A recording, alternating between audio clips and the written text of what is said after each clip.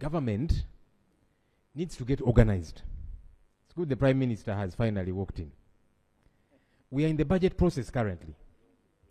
There are things that are priority to you as government. Bring them now during the budget process. I don't know why you want to bring them through supplementaries, which is unforeseen, unexpected, an emergency situation of sorts. Supplementaries should contain things like Chitezi has happened, Bududa landslides, because that is unforeseen. It is an emergency situation that has happened. We would understand. But these issues, classified, State House, why don't you plan for it? So clearly supplementary budgets continuously get to be abused. Lubowa Hospital. Honorable Speaker, again government keeps taking Parliament for a ride. You do not want Parliament to establish what is happening at that site, but you keep coming back to Parliament to appropriate money to go to that site. Why? Why do you want to keep using Parliament? Because each time we try as Parliament, I went there with colleagues who were denied access, committee went there, it was denied access. I remember, Honorable Speaker, you were still government chief whip, I believe. You were one of those denied access. The Minister for Health was denied access to that place. What is there? What are you doing there exactly? That you want to hide away from us, but you want us to keep appropriating money. Honorable Speaker, I remember the Speaker of Parliament did say that she was going to request. Allow me to, Honorable Speaker, the Speaker of Parliament, when I raised these issues after going with colleagues, said that she was going to request you to go to Lubowa Hospital and then come back to Parliament and fill us in on what's happening. Maybe, Honorable Speaker, you might know, because we are constrained to keep passing money for a project we do not understand, we don't know about, government does not want us to supervise. It is not right. Finally, Honorable Speaker, I think that as government prioritizes these classifieds and so on and so forth, maybe it would make sense if this supplementary was about domestic areas. Honorable Speaker, we have so many Ugandans that have accorded services and products to government, and government has refused to pay. That money is over 10 trillion shillings. People's businesses are closing. They have acquired loans so that they can do business with government, but government doesn't want to pay. I don't know why you keep consuming these services and products and you don't want to pay. Maybe bring us supplementaries about that, because we should be more interested in our Ugandan business persons whose businesses are crumbling, their houses are being sold, people are dying because of pressure, and government doesn't want to pay. Why? Thank you. Thank you, Rob. Maybe for the record, I went to Lubowa Hospital. Yes, I'm sorry. I forgot to tell you this, but I went to Lubowa Hospital. And honorable colleagues, I can tell you the work, in fact, I've gone there twice. The work is very impressive now. I've used the word now. No, and I think the committee, I saw the Committee on Presidential Affairs visited. So what I'm going to do, I will request Prime Minister to arrange also rope goes, because let me finish reporting what I saw. And when I went, I even had to interact with our young people who are working there. 700 are working, and they are working 24/7, even on Sunday. Because one day visited on a Sunday, another day visited on a Wednesday. And the contractor, whom they gave the contract, Technovia, told me that by the end of this April, they'll have finished all structural works. That's, I'm reporting, and it's very important for me what I saw. So, yes, and Right Honorable, I will request you arrange for Lop to visit with his team. Let the Prime Minister first finish, then Honorable. Right Honorable Speaker and Honorable Members, Happy New Year. But Honorable Speaker, you have been spot on. We can arrange for the leader of opposition and other colleagues to visit. Colleagues, the work that is there now is at 61.8% complete. Physical. And I am reliably informed that all the equipment that is supposed to be used in that hospital is already manufactured and procured. Yes, the staff who are supposed to work in that hospital are still undergoing training in Italy. Right Honorable Speaker, I can confidently say as of now, we are at 61.8% complete. Colleagues, the contractor, like he has said, I have been there once. The contractor, the Technovia, is an international contractor. And they are working day and night. I request that we should give the money so that we complete this in April. I'm being sincere to you. You are going to go there yourselves. I have never, me, Nabbanja, I am a strong Catholic. And you know that I call a spade a spade. I always, you know that for me, when it comes to truth, and honor the truth, I'll tell you the truth. So, I am being sincere to you. Let us support the contractor so that by April we have our hospital. Yeah. Thank you. Right Honourable Prime Minister, I'll be linking with you. Okay, this is administrative, okay? Lop, I'm going to link up with the Prime Minister. We arrange, okay? Oh yeah, we arrange, you go, you visit the facility. Yes. Yes, what the procedure matter? Mr. Speaker, the procedure issue I have, I even raised it when the Speaker said the Deputy Speaker will go to Lubowa. I asked her, the Speaker who is protected by the rules cannot debate, how will the Deputy Speaker present a report? I asked it. We signed the contract and the Minister of Health was supposed to represent Uganda. The Honorable Ruth Acheng, a medical person, and her team went there, they were chased. The contract was now put under the Prime Minister and Honorable Ddwaliro Nabbanja, who I respect, but she's not a medical person. The Auditor General has told you the engineer has been stopped access. I am saying the Auditor General. And we are paying on the basis of information provided by the engineer of Penetti. Right, Honorable Speaker? Who do we believe?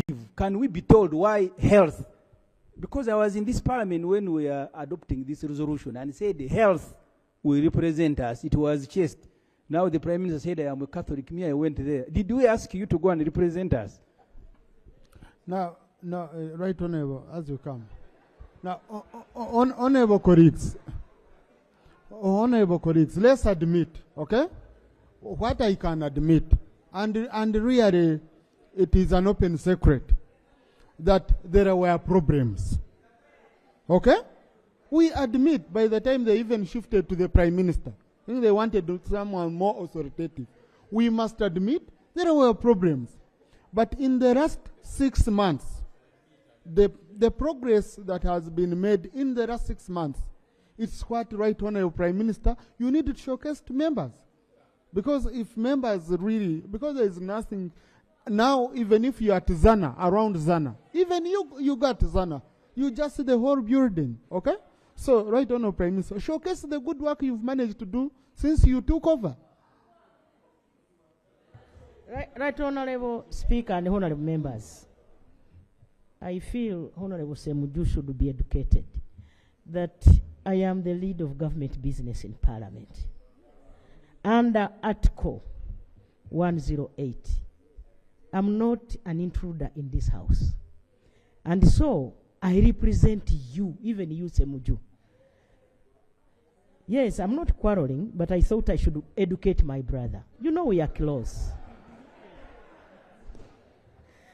So, Right Honorable Speaker and Honorable Members, It is an open secret. I am going to go with my brother. We go together. Should we go there tomorrow? Now it's not possible. It's only that you can tomorrow, do next week, right, Tony? let's do it next week. Yeah. Tuesday next week at 10, we are there. Me Very and good. you. Very good. Good progress, okay? Thank you. Honourable Minister for Finance. Tuesday next week, we shall have a grand joint tour. I think you need to go together from here. Yeah, so that you make a convoy from here. So, no, don't meet as if you had no program. You go straight.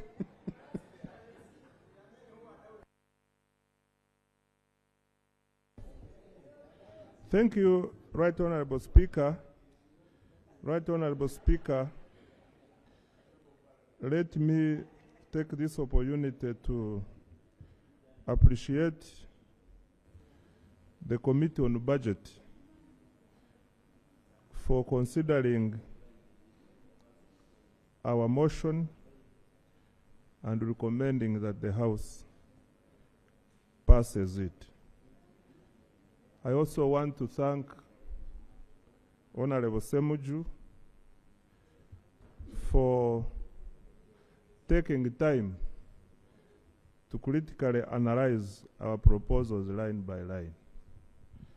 Mr. Speaker, I want to respond on two main areas. Area one is on the compliance requirements of the law. Mr. Speaker, the law is very clear, as has been explicitly stated, that for an item to qualify for supplemental expenditure, it must be unavoidable, it must be unforeseeable, mainly these two. Mr. Speaker, we have run through these budgets together for quite some time. If I reduced every item in this budget to these two tests, if you don't pass on one, you'll go on two and pass. If you don't pass on unforeseen and you subject it to unavoidable, you'll pass. Sorry? When Honorable Namuga was speaking, I was attentively listening. Unavoidable items are those which occur in the financial year that cannot wait for another financial year. And unforeseen items are those at the time of budgeting which did not come to your attention but have arisen in the course of budget execution. Mr. Speaker, I now come to some members are even concerned and want to put me to an extent of telling them what classified is. Mr. Speaker, classified is classified. In our lines, they appear, it's a one-line item spending. Mr. Speaker, lastly, under Section 24 of the Act, they are provided for. Mr. Speaker, my last point is, State House, for the purposes of budgeting and planning, is not a residence. State House is an entity of government with functions and mandate which is clearly stipulated. There are a number of activities and functions which are implemented under State House and whose budget is passed by yes clarification. Mr. Speaker, and I want to thank the Honorable Musasizi. State House is created by the Law on Presidential Emoluments and Benefits Act. Can you tell us in that law what mandate does State House have for you to give it money in the law? Thank you, Mr. Speaker. Mr. Speaker, my motion here and my mandate is not guided by any other law apart from the Public Finance Management Act.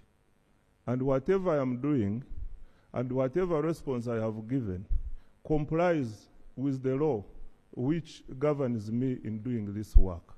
State House is a vote. Mr. Speaker, I submit. Thank you. Oh, Thank you, Honourable Minister. I think it is fair that I comment on domestic arrears. Mr. Speaker, it is true domestic arrears have been growing over the years on two accounts. Account one is failure for the accounting officers to control them, entering into contracts when there is no budget. Account two is our inability to raise all the required funds to finance the arrears. What have we done? First of all, the 10 trillion is stock. That stock is not verified. The verified arrears are about 2.8 to 3 trillion.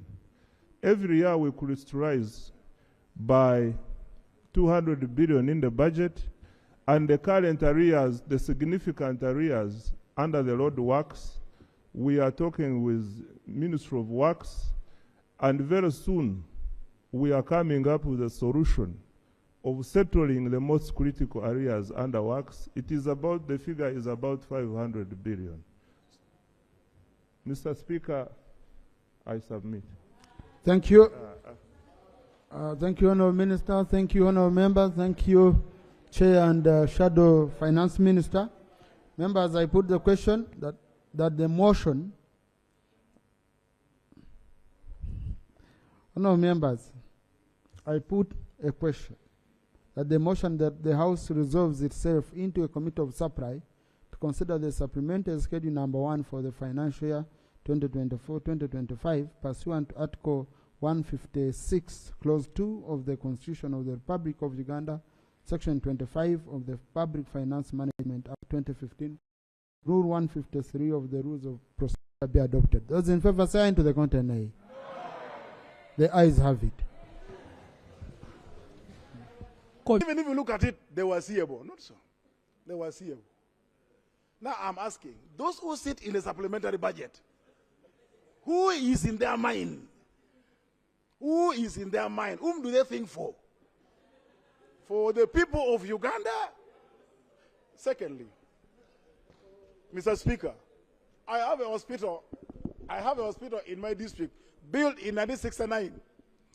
It has enjoyed systematic decay. Since then, has been successfully decaying. The ceiling boards are made of thorns. Year in, year out, I hear supplementary budget for Pineti. I hear supplementary budget, we are giving that one. The hospital where I come from, the mothers are operated under thorns.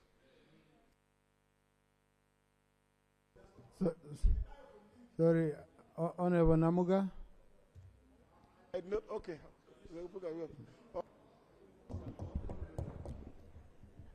Thank you, Honourable Speaker. I just want to remind colleagues that I'm a former minister, Shadow, for Science, Innovation and Technology in the Alternative Government, and currently the Deputy Chair, Park Central. Right, Honourable Speaker, this is an opportunity for Parliament to deeply think about how we hand a budget, especially in the line of implementation or execution. This has been a query in the reports of the Auditor General for the last 5 years. I stand to support the minority report that we don't pass this supplementary, right, Honourable Speaker.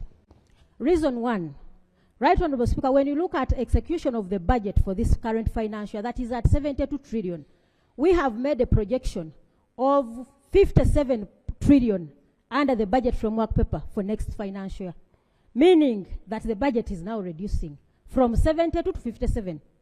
We are looking, the Auditor General clearly indicated the performance of the financial 23-24. The physical performance or actual performance was at 48 trillion, meaning we still operate on a realistic budget.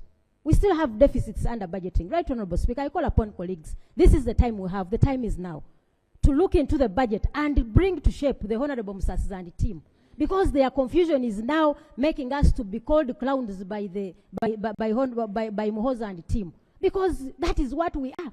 We cannot pass such a supplementary where we have been given an opportunity, Right, Honorable Speaker. This House has the mandate to appropriate. Now, Right, Honorable Speaker, go back to the issue of domestic arrears. Right, Honorable Speaker, the issue of domestic arrears, they have allocated some money to National Water and some money to the Internal Security Organization. That is close to 14 billion, and the other amount is close to... Right, Honorable Speaker, No, when you look at the stock... You don't allocate yourself time, please. Sorry, Right, Honorable Speaker, I request for a minute. No, you Kindly. don't request when you're on a microphone. Honorable Speaker. Now, I don't want us to be clowns, because you have said we are clowns. So. Right, Honorable Speaker, when you look at the stock of domestic arrears, that has accumulated from 10.3 trillion to 13.8, Right, Honorable Speaker. We need an explanation from the Ministry of Finance. How do you intend to reduce the stock of domestic arrears? Because the private sector is very frustrated. You are here paying money to Lubowa Hospital where we were denied access. You are talking about a financial performance of 35%. You don't talk about the physical. How much has been executed physically versus the financial performance? Honorable colleagues, I want to move you. Don't pass this supplementary. This will be an indicator to the people out there that this is a parliament that is as serious and not clowns, as said by the Honorable the Chief of Defense Forces. Thank you, Right, Honorable Speaker. Honorable Mero.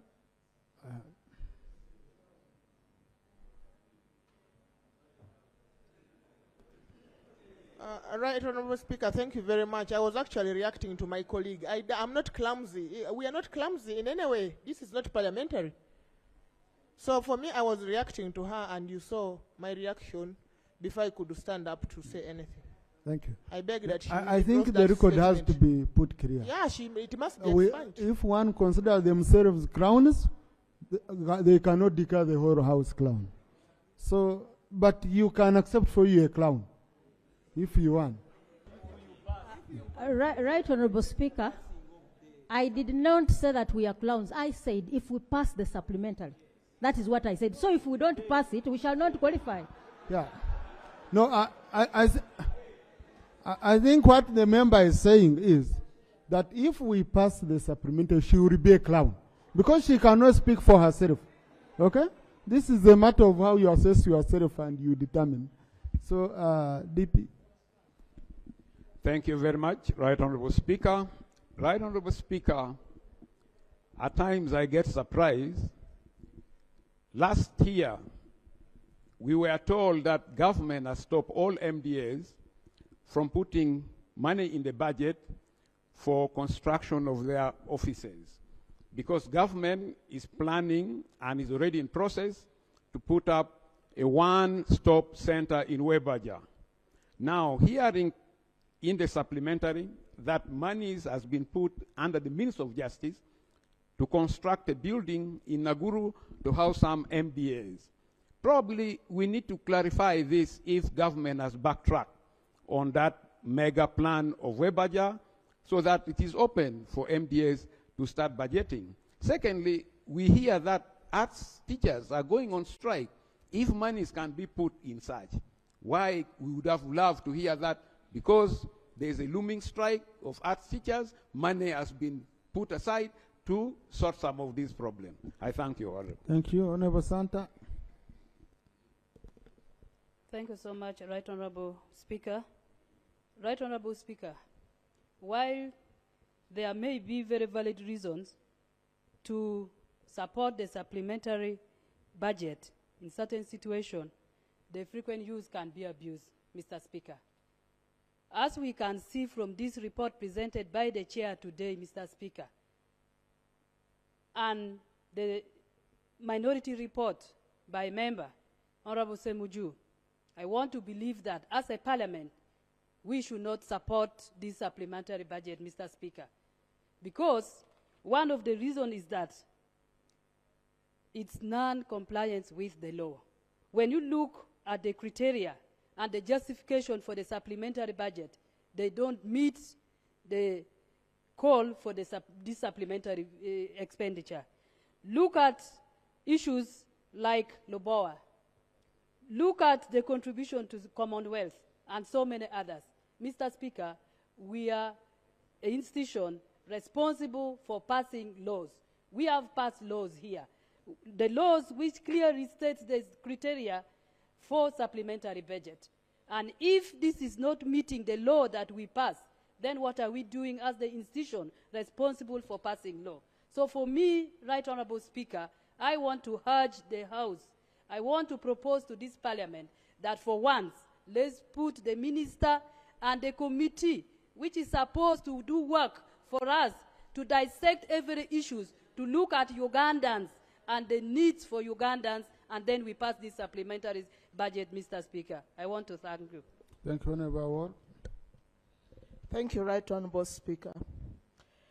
I want to support the minority report. I equally say, in supplementary budget, how do we include development expenditure? I thought this development expenditure should be foreseen. These are foreseen. Why should we put them there? I need this standard gauge railway. I actually needed it yesterday for our people, but we cannot include it in a supplementary budget. Look at this classified expenditure. Are we really working for the people down there, or we want to work for a small population of Uganda? While the big population of Uganda looks on to us. Really, the ministers should spare us a little. When we go to health facilities, public health facilities, this even makes me to think back when an honorable member of this parliament, Honorable Bernadette Bigirwa, died. She was a movementist. She died in Mbarara Hospital because of no power. Probably if there was power, she could have been operated in good time to save her life in 7th Parliament. At least I was not in Parliament, but I got to know that very well. When it comes to social services, we are all affected equally, especially in health. Go from Mulago to health center to public. Lop.